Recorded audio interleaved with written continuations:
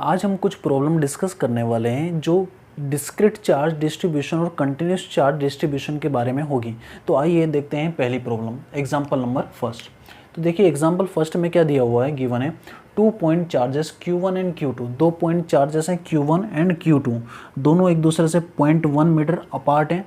ठीक है, तो 2 पॉइंट चार्जेस दोनों का मैग्नीट्यूड गिवन है। Q1 दिया हुआ है +10⁻⁸ कूलम और Q2 गिवन है -10⁻⁸ कूलम। तो लिख लेते हैं हम यहाँ पर दोनों चार्ज का मैग्नीट्यूड गिवन है। Q1 पॉजिटिव चार्ज है +10⁻⁸ कूलम और Q2 जो है वो नेगेटिव चार्ज है -10⁻⁸ कूलम। याद रखें दोनों equal in magnitude but opposite in direction है। ओके, ये दोनों जो चार्ज हैं मैग्नीट्यूड में तो इक्वल है बट डायरेक्शन में अपोजिट है। 2 equal and opposite charge constitute a dipole. 2 equal और अपोजिट चार्ज जब मिलते हैं तो एक डाइपोल कंस्ट्रक्ट करते हैं। तो मान लीजिएगा Q1 और Q2 से मिलकर एक डाइपोल बना हुआ है। ठीक है, 2 चार्जेस लिखे हुए हैं यहाँ पर। अब आपको क्या फाइंड करना है, calculate electric field at point ABC। 3 point given है, एक पॉइंट A जो दोनों के बीच में है, मिड पॉइंट है, 0.1 का हाफ हो जाएगा 0.05 सेंटीमीटर पे, इससे डिस्टेंस पर एक पॉइंट A, एक पॉइंट B लेफ्ट साइड में Q1 के जो 0.05 मीटर की डिस्टेंस पर है Q1 से, और एक पॉइंट C यहाँ पर है। ओके, इसके परपेंडिकुलर बाइसेक्टर पे एक पॉइंट C है। तो तीनों पॉइंट पर हमें क्या कैलकुलेट करना है, इलेक्ट्रिक फील्ड कैलकुलेट करना है। ये क्वेश्चन वैसा ही है जैसे आप फोर्स कैलकुलेट करते थे, इलेक्ट्रोस्टैटिक फोर्स। इलेक्ट्रिक फील्ड में डिफरेंस ये आ जाएगा कि केवल सोर्स चार्ज को लेंगे जिस चार्ज के कारण फील्ड कैलकुलेट करना है और जिस पॉइंट पर फील्ड कैलकुलेट करना है। ध्यान से देखिए यहाँ पर 2 चार्जेस हैं, तो 2 चार्जेस के कारण किसी पॉइंट पर फील्ड कैलकुलेट होगा तो प्रिंसिपल ऑफ सुपरपोजिशन का यूज़ करेंगे और हम वेक्टर्स का भी यहाँ पर यूज़ करने वाले हैं। तो आइए हम इसको सॉल्व करते हैं। डिस्टेंस याद रखिएगा, ये वाली साइड और ये वाली साइड तीनों बराबर है। इसका मतलब ये जो ट्राइंगल बन रहा है आपका, ये कौन सा ट्राइंगल होगा, इक्विलैटरल ट्राइंगल। और इक्विलैटरल ट्राइंगल में तीनों साइड्स के साथ साथ तीनों एंगल्स भी इक्वल होते हैं और हर एंगल 60 डिग्री का होता है। तो आइए इसको सोल्व करते हैं। सबसे पहले किस पॉइंट पर निकालते हैं, मान लेते हैं पहले पॉइंट A के बारे में सोल्व करते हैं। एट पॉइंट A, सबसे पहले A पॉइंट पर हम इलेक्ट्रिक फील्ड कैलकुलेट करते हैं। तो देखें कैसे करेंगे। 2 चार्जेस हैं Q1 एंड Q2। Q1 के कारण इलेक्ट्रिक फील्ड निकालेंगे A पर, Q2 के कारण इलेक्ट्रिक फील्ड निकालेंगे और दोनों का वेक्टर सम कर देंगे। 2 पॉइंट याद रखिए, आपको बताया गया था एक पॉजिटिव चार्ज के कारण इलेक्ट्रिक फील्ड हमेशा उससे दूर की तरफ होती है, उससे आउटवर्ड निकलती है। पॉजिटिव चार्ज के कारण इलेक्ट्रिक फील्ड हमेशा उससे दूर की तरफ निकलती है और नेगेटिव चार्ज के कारण जब इलेक्ट्रिक फील्ड लिखी जाती है तो हमेशा उसी की तरफ होती है। नेगेटिव चार्ज के कारण electric field towards the negative charge होती है और पॉजिटिव चार्ज के कारण इलेक्ट्रिक फील्ड उससे दूर की तरफ जाती है। ओके, तो जो पॉजिटिव चार्ज होगा उसके कारण इलेक्ट्रिक फील्ड उससे दूर की तरफ होगी और नेगेटिव चार्ज के कारण इलेक्ट्रिक फील्ड उसी की ओर होगी। तो देखिए यहाँ पर Q1 आपका कौन सा चार्ज है, पॉजिटिव, तो यहाँ पर पॉजिटिव लिख लेते हैं।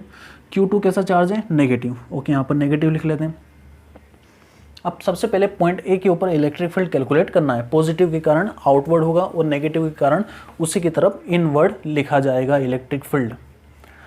दूसरा पॉइंट आपको ये याद रखना है, इलेक्ट्रिक फील्ड का फॉर्मूला हमें यही यूज़ करना है, E = 1/4πε0 इंटू सोर्स चार्ज, जिस चार्ज के कारण निकालना है और कितनी दूरी पर निकालना है। ओके, ये इलेक्ट्रिक फील्ड।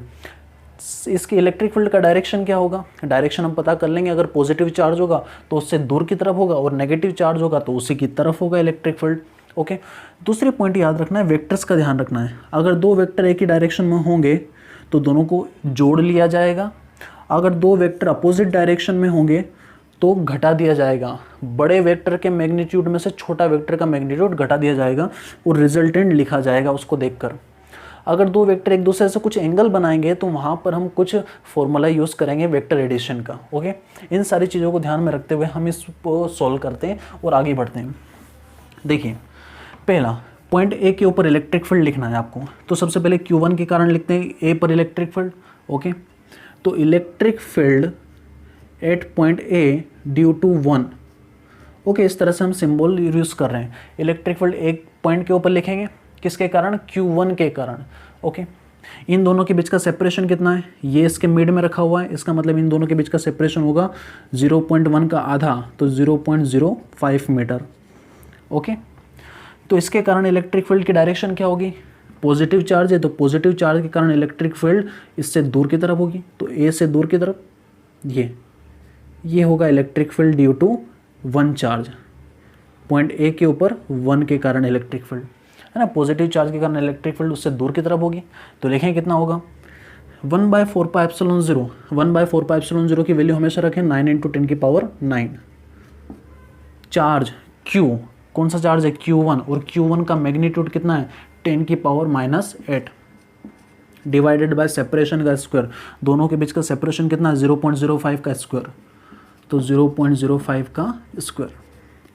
इसे सोल्व कर लें तो आपको इलेक्ट्रिक फील्ड मिल जाएगा ए पॉइंट पर। तो देखते हैं कितना मिलेगा इलेक्ट्रिक फील्ड, ध्यान से देखिए इसको सोल्व करते हैं। ओके 9 10⁹ में से 8 गया तो कितना बचा 10⁻1, 0.05 को आप लिख सकते हैं, कितना लिख सकते हैं 0.05 × 0.05 विच इज़ 5 × 5 25, 0.0025। ओके इसे सोल्व करें तो पॉइंट हटा दें, पॉइंट के बाद में 4 डिजिट हैं तो 4 0 लग जाएंगे, इस तरह से 25। अब आप इसे सोल्व कर लें तो कितना होगा 25 से इसको कैंसिल आउट करें, 4 × 100 और 2 0, ठीक है कितना आ जाएगा ये 9 4 × 36 इंटू कितने ज़ीरो हैं 30, 10⁻3। ओके अब आप इसे इस तरह से ना लिखते हुए साइंटिफिक नोटेशन में लिखें, आगे से एक पॉइंट छोड़कर क्या लगाएं, पॉइंट लगाएं, आगे से एक डिजिट छोड़कर, तो इसको लिखेंगे 3.6 इंटू 10⁻, क्या होगा ये पॉइंट यहाँ पर था, पॉइंट को उधर शिफ्ट करना है एक प्लेस, तो इसकी पावर क्या हो जाएगी एक बढ़ जाएगी, 3.6 into 10⁻4 electric field due to one charge 8.A, और इसकी यूनिट क्या होगी न्यूटन पर कूलम। ओके तो आपने ए पॉइंट पर वन चार्ज के कारण इलेक्ट्रिक फील्ड निकाला, जिसका मैग्नीट्यूड तो इतना था। डायरेक्शन कैसे पता चलेगी, डायरेक्शन आपको साइन को देखकर पता चलेगी, प्लस चार्ज है तो इससे दूर की तरफ इलेक्ट्रिक फील्ड का डायरेक्शन होगा। अब इसी तरह से क्या करते हैं, पॉइंट ए के ऊपर एक दूसरा चार्ज भी जो भी इलेक्ट्रिक फील्ड क्रिएट कर रहा है, तो कौन सा चार्ज है दूसरा Q2, तो इसी तरह से electric field at point A due to second charge. Okay Q2 के कारण इलेक्ट्रिक फील्ड निकालें। अच्छा डायरेक्शन देखें, Q2 एक नेगेटिव चार्ज है, नेगेटिव चार्ज के कारण इलेक्ट्रिक फील्ड उसी की तरफ होती है, उसी की डायरेक्शन में होती है, उसी इनवर्ड डायरेक्शन में होता है, तो इसके कारण भी इलेक्ट्रिक फील्ड का डायरेक्शन यही होगा। तो इसको लिख लेते हैं electric field due to two charge on A. Okay ध्यान से देखिए दोनों वेक्टर का डायरेक्शन एक ही है, Q1 के कारण भी इलेक्ट्रिक फील्ड इधर, Q2 के कारण भी इलेक्ट्रिक फील्ड इधर, दोनों वेक्टर सेम डायरेक्शन में, तो रिजल्टेंट निकालने के लिए दोनों को क्या करना पड़ेगा, जोड़ना पड़ेगा। ओके यहाँ पर कंफ्यूज होने की ज़रूरत नहीं है। तो electric field at point A due to 2 कितना निकलेगा, वही 1/4πε0 9 × 10⁹। चार्ज देखें इसके ऊपर चार्ज कितना है, Q2 कितना होता है 10⁻⁸, माइनस केवल डायरेक्शन रिप्रेजेंट करेगा। सेपरेशन कितना होगा, सेपरेशन वापस वही हो जाएगा 0.1 का आधा, 0.05 का होल स्क्वायर। आप पाएंगे कि आंसर वापस सेम ही आएगा, ध्यान से देखें सेम ही होगा, पूरा कैलकुलेशन एज इट इज़ होगा। तो इसका आंसर भी कितना आ जाएगा 3.6 इंटू 10⁻4 न्यूटन पर कूलम। तो ये हमने निकाल दिया electric field at point A due to second charge. अब नेट इलेक्ट्रिक फील्ड निकालना है, net electric field at point A, point A के ऊपर नेट इलेक्ट्रिक फील्ड लिखना है। तो लिख लेते हैं net electric field at point ए। बताइए कैसे लिखेंगे, इसके कारण इलेक्ट्रिक फील्ड लिखा इस डायरेक्शन में, इसके कारण इलेक्ट्रिक फील्ड लिखा इस डायरेक्शन, दोनों का डायरेक्शन सेम है तो दोनों को क्या कर लेंगे, जोड़ लेंगे। सिंपल सा है, electric field at A due to 1, electric field at A due to 2। अगर 3 चार्ज होते हैं तो उसके कारण भी इलेक्ट्रिक फील्ड लिखते हैं, फिर डायरेक्शन देखना पड़ता और हो सकता है वहाँ पर वेक्टर्स का यूज़ आता, यहाँ पर नॉर्मली सम हो जाएगा। दोनों को जोड़ लीजिए, कितना है 3.6 इंटू 10⁻4 इसके कारण, प्लस इसके कारण भी कितना 3.6 इंटू 10⁻4 कितना हो जाएगा, तो ये हो जाएगा 2 into 3.6 into 10⁻4 which is comes out to be a 7.2 into 10⁻4 newton per coulomb. ये है आपका electric field at point A point के ऊपर हमने इलेक्ट्रिक फील्ड निकाल लिया, जो फाइनल आंसर आया 7.2 इंटू 10⁻4 न्यूटन पर कूलम। 2 का मल्टीप्लाई इसमें कर देंगे। इस नेट इलेक्ट्रिक फील्ड की डायरेक्शन क्या होगी ये भी तो बताना है हमें, केवल मैग्नीट्यूड निकालने से काम नहीं चलेगा, उसका डायरेक्शन बताना पड़ेगा। दोनों वेक्टर का डायरेक्शन इधर है तो नेट इलेक्ट्रिक फील्ड का डायरेक्शन भी क्या होगा, इधर ही होगा, net electric field at point ए का डायरेक्शन भी क्या होगा, इस डायरेक्शन में होगा। ठीक है, इस तरह से हमने पॉइंट ए के ऊपर इलेक्ट्रिक फील्ड निकाला। आप ट्राई करें, पोज करें, पॉइंट बी के ऊपर भी इलेक्ट्रिक फील्ड निकालने का ट्राई करें। क्या करना है आपको, सेम यही फॉर्मूला अप्लाई करना है, डायरेक्शन का ध्यान रखना है। अब पॉइंट बी पर देखें, Q1 पॉजिटिव चार्ज है, Q1 के कारण पॉइंट बी पर इलेक्ट्रिक फील्ड कहाँ होगा, उस डायरेक्शन में होगा। तो ये पॉइंट बी के ऊपर कौन, किसके कारण, 1 के कारण electric field. Okay, Q2 negative charge है, ये भी अपने इलेक्ट्रिक फील्ड क्रिएट करेगा पॉइंट बी के ऊपर, मगर Q2 नेगेटिव है तो Q2 के कारण इलेक्ट्रिक फील्ड कहाँ होगा, उसी की तरफ होगा। तो डायरेक्शन उसी की तरफ होगी और टेल तो यहाँ पर ही होगा पॉइंट बी के ऊपर। ओके, ये है electric field at point B due to Q2 charge. ध्यान से देखें, मैंने यहाँ पर कुछ वेक्टर्स को, एक वेक्टर्स को बड़ा बनाया और एक वेक्टर को छोटा बनाया। जब भी किसी वेक्टर को रिप्रेजेंट किया जाता है, जैसे एक ये वेक्टर है और एक ये वेक्टर है, इसको बोल देते हैं ए वेक्टर, इसको बोल देते हैं बी वेक्टर। एक वेक्टर को छोटा बनाना, एक को बड़ा बनाना क्या डिपेंड करता है, क्या मतलब होता है इसका मतलब ये होता है दोनों का डायरेक्शन तो सेम है, मगर एक का मैग्नीट्यूड ज़्यादा है कंपेरिजन टू इसके। जो वेक्टर जितना बड़ा होगा उसका मैग्नीट्यूड उतना ज़्यादा होगा। तो आप देख भी सकते हैं यहाँ पर Q1 इस पॉइंट बी के पास में है, तो Q1 के कारण पॉइंट बी पर इलेक्ट्रिक फील्ड ज़्यादा होगा। क्यों ज़्यादा होगा, क्योंकि R ये होता है R², R की वैल्यू जितनी कम होगी इलेक्ट्रिक फील्ड उतनी ज़्यादा होगा।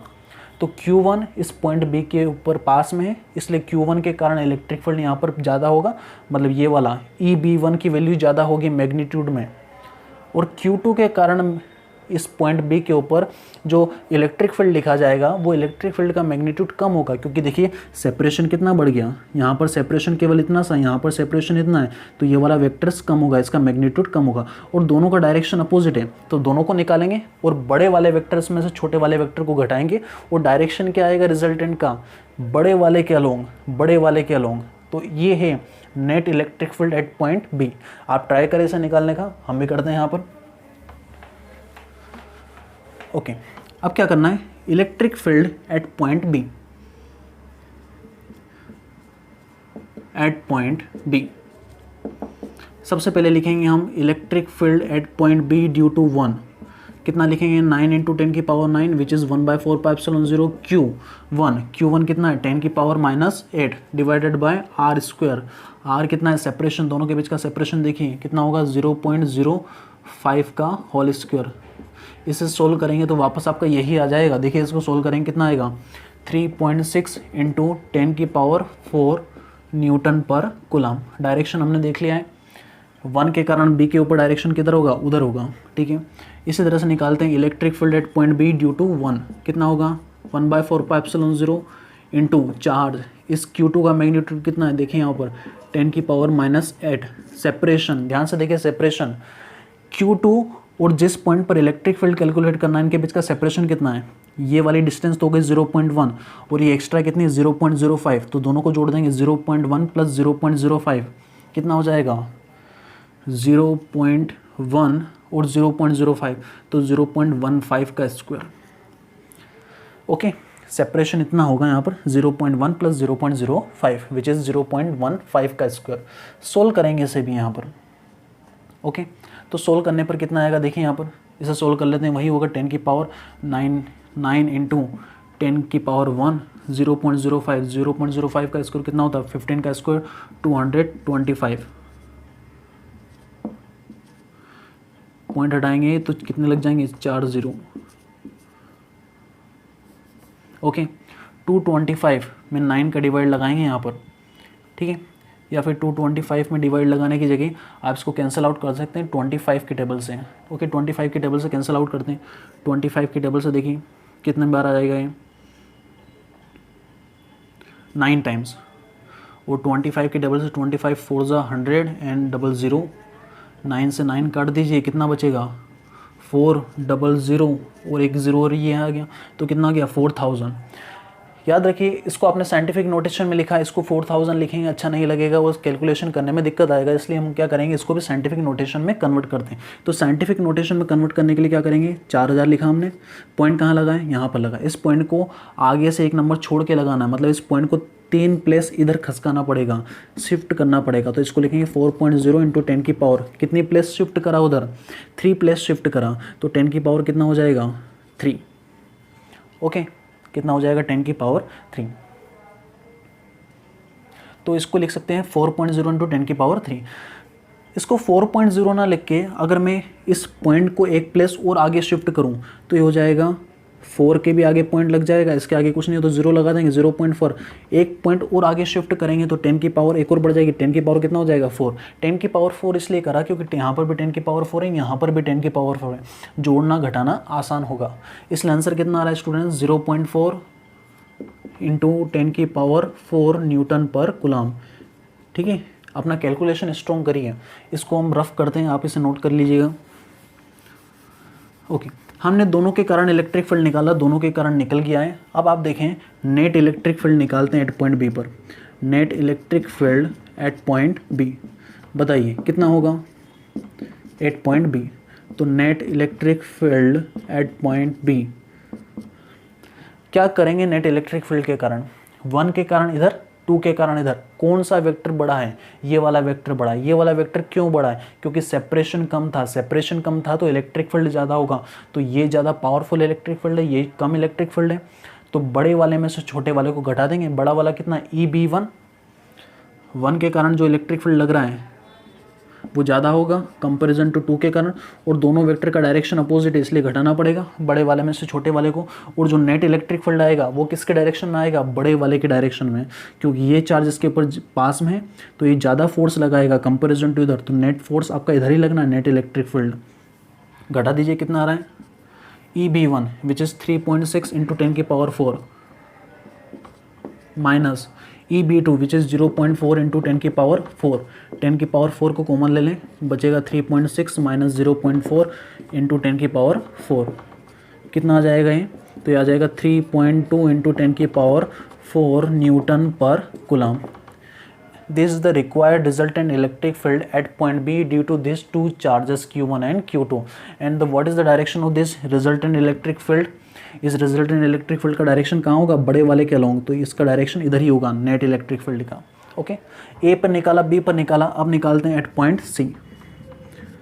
एट पॉइंट C, अब पॉइंट C के ऊपर अगर आपको इलेक्ट्रिक फील्ड निकालना है तो दोनों के कारण इलेक्ट्रिक फील्ड लिखना होगा। तो लिखते हैं यहाँ पर Q1 के कारण पॉइंट C पर इलेक्ट्रिक फील्ड के डायरेक्शन देखिए, पॉजिटिव चार्ज है तो पॉजिटिव चार्ज के कारण इलेक्ट्रिक फील्ड की डायरेक्शन कहाँ होगी, इससे दूर की तरफ, मतलब इस डायरेक्शन में होगा इलेक्ट्रिक फील्ड। तो लिख लेते हैं यहाँ पर C के ऊपर इलेक्ट्रिक फील्ड निकाला, किसके कारण, 1 के कारण, इसकी डायरेक्शन ये है। नेगेटिव चार्ज के कारण पॉइंट C के ऊपर इलेक्ट्रिक फील्ड क्या होगा, नेगेटिव चार्ज के कारण पॉइंट C, ये नेगेटिव चार्ज है तो इसके कारण इलेक्ट्रिक फील्ड की डायरेक्शन इसी की तरफ होगा, तो नेगेटिव चार्ज के कारण इलेक्ट्रिक फील्ड लिखा जाएगा इधर, ये electric field at point C due to 2। Okay, अब ध्यान से देखें तो ये दोनों जो वेक्टर्स हैं इलेक्ट्रिक फील्ड वेक्टर्स, अब दोनों सेम डायरेक्शन में नहीं है, अपोजिट डायरेक्शन में, दोनों एक दूसरे से कुछ एंगल बना रहे हैं।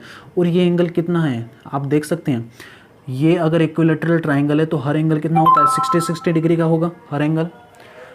तो ये जो एंगल है ये एक्सटीरियर एंगल है। एक्सटीरियर एंगल को कैसे निकाल सकते हैं, जैसे कोई ट्राइंगल है आपका और एक एक्सटीरियर एंगल है, तो ये जो एंगल होता है ये अंदर के दो इंटीरियर अपोजिट एंगल का सम होता है। ये वाला एंगल प्लस ये वाला एंगल जोड़ दीजिए तो ये आ जाएगा, ये भी 60 है ये भी 60 है, तो ये कितना हो जाएगा 120। तो याद रखिए इन दोनों के बीच में एंगल कितना होगा, ये होगा 120 डिग्री। निकालते हैं, पहले निकालते हैं electric field at point C due to 1, बोलिए 1/4πε0 विच इज़ 9 इंटू 10 की पावर 9। Q1 इसका मैग्नीट्यूड कितना है, 10 की पावर -8 डिवाइडेड बाय सेपरेशन का स्क्वायर, दोनों के बीच का सेपरेशन कितना है 0.1। इसी तरह से यहाँ पे सेपरेशन कितना है 0.1 का स्क्वायर। देखिए कितना होगा, 10 की यहाँ पर बचेगा 9 इंटू 10 अपॉन में 0.01, पॉइंट हटाएंगे 2 0 लग जाएंगे, तो इसको लिख सकते हो आप, कितना लिखेंगे यहाँ पर 9 इंटू 10 की power 3 Newton per coulomb. Okay 9 × 10⁻³ Newton per coulomb. उसी तरह से इलेक्ट्रिक फील्ड निकालेंगे C पर दूसरे के कारण, तो ध्यान से देखिए वह भी इतना ही आने वाला है। मैग्नीट्यूड में दोनों इक्वल होंगे क्योंकि वहाँ पर भी 1/4πε0 होगा। चार्ज होगा, चार्ज का मैग्नीट्यूड तो बराबर ही है 10⁻⁻8। सेपरेशन भी उतना ही है, देखिए यहाँ पर ये सेपरेशन भी 0.1 है। तो ये EC2 भी कितना आने वाला है 9 × 10⁻³ न्यूटन पर कूलम या 9000 न्यूटन पर कूलम। अब पॉइंट C के ऊपर देखें, एक इलेक्ट्रिक फील्ड का डायरेक्शन ये है, एक इलेक्ट्रिक फील्ड का डायरेक्शन ये है। ये है C के ऊपर 1 के कारण, ये है C के ऊपर 2 के कारण। तो जो नेट इलेक्ट्रिक फील्ड लिखा जाएगा वो नेट इलेक्ट्रिक फील्ड का डायरेक्शन क्या होगा, इन दोनों के कहीं बीच में होगा नेट इलेक्ट्रिक फील्ड का डायरेक्शन। तो वो कैसे निकालेंगे, वो हम एक पैरेललोग्राम कंप्लीट करते हैं। इस लाइन के पैरेलल लाइन यहाँ से ड्रॉ करेंगे, इस लाइन के पैरेलल लाइन यहाँ से ड्रॉ करेंगे, तो इसका जो डायगोनल होगा वो डायगोनल आपको बताएगा इसका रिजल्टेंट इलेक्ट्रिक फील्ड। तो ये है आपका resultant electric field, net electric field. Okay, चूंकि हमको यहाँ पर मालूम है EC1 और EC2 बराबर हैं, दो इक्वल वेक्टर्स है, तो हमें एक प्रॉपर्टी पता है कि अगर दो वेक्टर्स A वेक्टर और B वेक्टर अगर दोनों इक्वल हैं, दोनों का मैग्नीट्यूड बराबर है, देखिए दोनों का मैग्नीट्यूड बराबर है। अगर मैग्नीट्यूड बराबर होगा और मान लेते दोनों के बीच में एंगल कितना है थीटा, तो जो रिजल्टेंट वेक्टर होगा इन दोनों के बीच में होगा ये रिजल्टेंट वेक्टर। रिजल्टेंट वेक्टर निकालने का फॉर्मूला होगा यहाँ पर 2a cos θ/2। ओके, 2a मतलब या तो a ले लीजिए या b ले लीजिए क्योंकि दोनों का मैग्नीट्यूड तो बराबर है। यहाँ पर a लिखेंगे, cos दोनों के बीच का जो एंगल है थीटा उसका क्या करेंगे आधा। यहाँ पर देखिए दोनों के बीच का एंगल कितना है 120 का क्या करेंगे आधा। इस फॉर्मूले को नोट करिए, ये तभी यूज़ होगा जब दोनों vectors in terms of magnitude बराबर हैं। तो इस फॉर्मूला का यूज़ करते हुए नेट इलेक्ट्रिक फील्ड निकालते हैं एट पॉइंट C। देखें एक पॉइंट C पर, तो net electric field at point C is equal to 2a। A means या तो E1 ले लें या E2 ले लें क्योंकि दोनों का मैग्नीट्यूड तो बराबर है, तो मैग्नीट्यूड ही लिख देते हैं डायरेक्ट, कितना 9 × 10⁻³ कोसाइन θ/2। थीटा क्या है, दोनों के बीच का एंगल, दोनों वेक्टर के बीच का एंगल 120 है, 120 का आधा डायरेक्ट लेंगे 60। cos 60 की वैल्यू कितनी होती है 1/2, 2 से 2 कैंसिल आउट, बचा कितना 9 × 10⁻³ न्यूटन पर कूलम, मतलब 9000 न्यूटन पर कूलम। ये नेट इलेक्ट्रिक फील्ड आ गया एट पॉइंट C के ऊपर, तो इसका डायरेक्शन होगा यहाँ पर सीधा, ये नेट इलेक्ट्रिक फील्ड। ओके, तो हमने A पॉइंट, B पॉइंट और C पॉइंट पर नेट इलेक्ट्रिक फील्ड निकाला simply by using formula KQ/R², which is 1/4πε0 Q/R²। तीनों पॉइंट पर इलेक्ट्रिक फील्ड निकाला। याद रखें जब भी ये फॉर्मूला यूज़ करें, पॉजिटिव चार्ज के कारण इलेक्ट्रिक फील्ड उससे दूर की तरफ होगा, नेगेटिव चार्ज के कारण इलेक्ट्रिक फील्ड उसी की तरफ होगा, और वेक्टर्स का जरूर याद रखें। ओके, इसके बाद में हम देखते हैं, अभी तो हमने डिस्क्रीट चार्ज के कारण देखा। डिस्क्रीट मतलब ऐसा चार्ज जिसको गिना जा सकता है, कितने चार्ज हैं, एक चार्ज है, दो चार्ज गिन सकते हैं। बट जब कंटिन्यूस चार्ज हो तब क्या करेंगे,